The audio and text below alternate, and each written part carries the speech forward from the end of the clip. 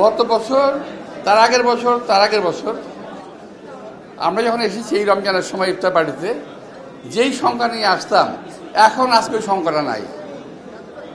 একবারে নীরবে নিশ্চিন্তে আরামের সঙ্গে কোনো রকম লুকোচুরি নাই, আরামের সঙ্গে এসেছি, আবার ইনশাল্লাহ আরামের সঙ্গে চলে যাব।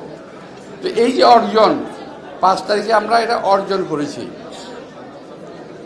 যেহেতু আমার ছোট ভাই বিএনপি থেকে নীতিগত বক্তব্য রেখেছেন, আমি ওইদিকে যাব না। আমি আপনাদেরকে একটু খুব সংক্ষিপ্ত সময়ের মধ্যে দুটো কথা বলে শেষ করব। সেটা হলো যে আজকের যে অর্জনটা আমরা ভোগ করছি, তাই না? এইখানে আমার যে মঞ্চে আমি যে টেবিলে আমি বসছি, এখানে আমরা 1 2 3 4 5 6 7 8টা দল আমরা এখানে আছি এই মুহূর্তে।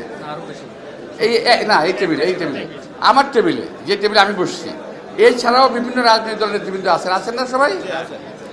সবাই এনজয় করতেছি আমরা একসঙ্গে।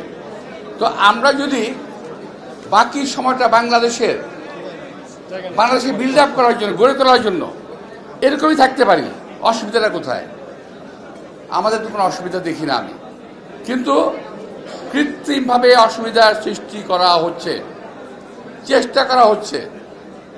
বিভিন্ন দল একে অপরের দিকে কথা বলছে, কারা ছুটছে। এই জিনিসটা ঠিক না। তাহলে 5 তারিখের যে আমাদের আন্দোলন, আমাদের বিজয়, এটা নিঃশেষ হয়ে যাবে। কিন্তু আজকে ইফতার বাড়িতে আমরা যেমনি বসেছি, আমরা আগামী সকল কার্যক্রমে, নির্বাচন থেকে শুরু করে সরকার গঠন পর্যন্ত সব একসঙ্গে করতে চাই। আমরা দেশটাকে সুন্দর করতে হবে।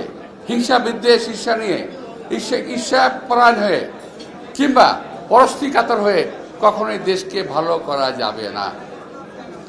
তাই প্রিয় ভাইরা, আমি বলবো যে এই যে আজকে একটা ছোট্ট হোটেলে আমরা আসছি, বহুবার আসছি, আগে বলেছি অনেক সংখ্যা নিয়ে আসছি, আজকে আসছি আনন্দ নিয়ে। তো এই আনন্দটা নিয়ে ঘর ফিরতে চাই। আমরা সবাই যেন সবাইকে নিজের বিবেকের কাছে দায়ী রাখি যে আমরা 5 তারিখের যে রক্তক্ষয়, যে আন্দোলনের অর্জনের বিনিময়ে আমরা যে অর্জন করেছি, রক্তের বিনিময়ে, সেই জন্য বৃথা না যায়।